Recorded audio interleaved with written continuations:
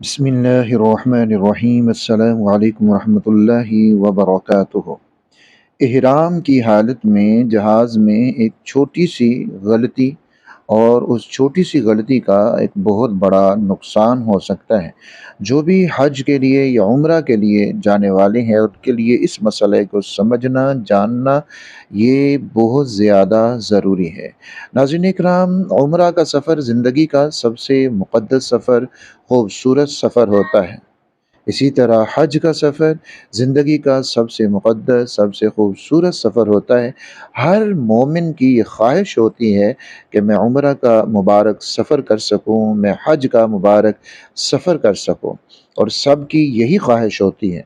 और फिर इसके साथ-साथ हर हाजी, हर मोतमिर की ये ख्वाहिश होती है कि मेरा ये सफ़र मुकम्मल तौर के ऊपर आदाब के साथ और तक़वे के साथ हो, ताकि ये अल्लाह रब्बुल इज़्ज़त के बारगाह में शर्फ़ कबूलियत हासिल कर सके।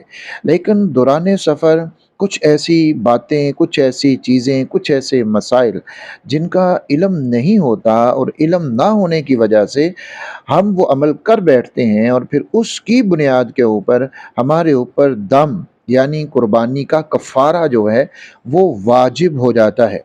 और जब पता ही नहीं होता कि हमारे ऊपर दम वाजिब हो चुका है, तो फिर उसको अदा भी नहीं कर पाते, और पूरी ज़िंदगी उसका गुनाह सर के ऊपर रहता है।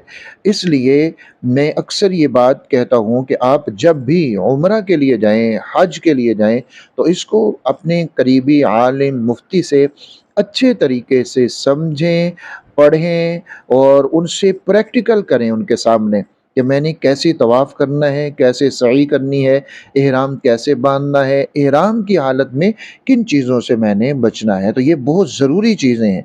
मकसद सिर्फ़ जाना नहीं है, मकसद ये है कि इस अंदाज़ में आपका ये सफ़र मुकम्मल हो कि अल्लाह रब्बुल इज़्ज़त राज़ी हो जाएँ और ये सफ़र कबूल हो जाए। नाज़रीन इकराम, दौरान सफ़र ख़ास तौर के ऊपर जहाज़ में कोई न कोई ऐसी गलती हो जाती है, लोगों को उसके बारे में पता ही नहीं होता। उसमें से एक बड़ी अहम गलती की निशानदेही आज की इस वीडियो में है। वो ये कि जहाज़ में दौरान परवाज़ आपको वहाँ पर खाना पेश किया जाता है। तमाम एयरलाइंस खाना देती हैं, तो उस खाने के साथ आपको एक गीला टिश्यू जिसको वाइप कहा जाता है, वो भी दिया जाता है।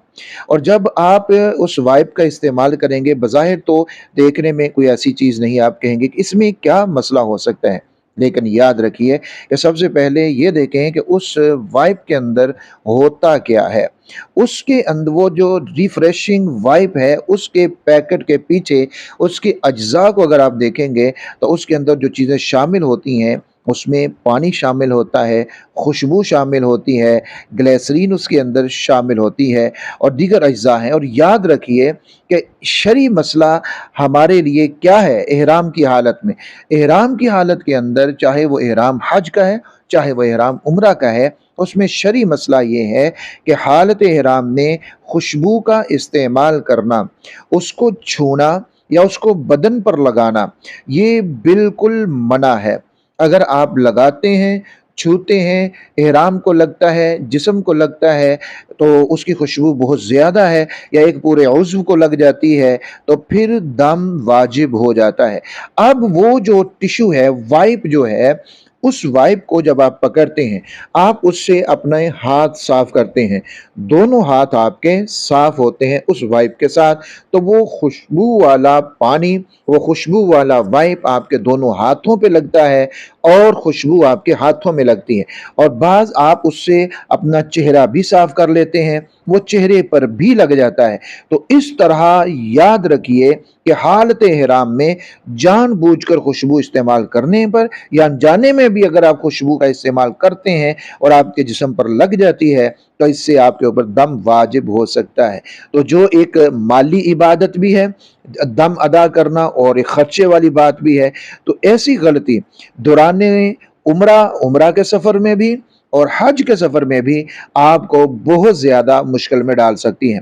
अब आप याद रखिए कि जब वो वाइप आपको मिले اور اسی طرح اگر خشک ٹشو بھی ہو اور وہ بھی خوشبو والا، اکثر ٹشو جو ہوتے ہیں وہ خوشبو والے ہی ہوتے ہیں، تو خشک ٹشو جو خوشبو والا ہے آپ نے اس کو بھی استعمال نہیں کرنا، وائپ کو استعمال بھی نہیں کرنا، اس میں بھی خوشبو ہے، آپ نے خشک ٹشو کو بھی استعمال نہیں کرنا، اس میں بھی خوشبو ہوتی ہے۔ اگر آپ اس کو کریں گے آپ کے ہاتھوں کو خوشبو لگ جاتی ہے، آپ کے منہ کو خوشبو لگ جاتی ہے، آپ اس کے ساتھ منہ صاف کرتے ہیں اس کو خوشبو لگ جاتی ہے، تو پھر آپ کے اوپر دم واجب ہو سکتا ہے۔ اس لیے آپ اس کو نہ کھولیں نہ استعمال کریں، بلکہ ہاتھ دھونے کے لیے آپ سادہ پانی کا استعمال کیجئے، یا پھر آپ اپنے ساتھ بغیر خوشبو کے ٹشو اپنے ساتھ رکھیں اور آپ ان کو استعمال کر لیجئے۔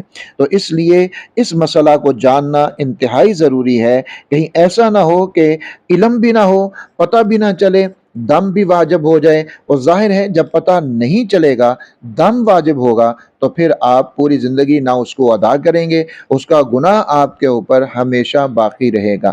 تو یہ مسئلہ سمجھنا جاننا یہ انتہائی ضروری ہے۔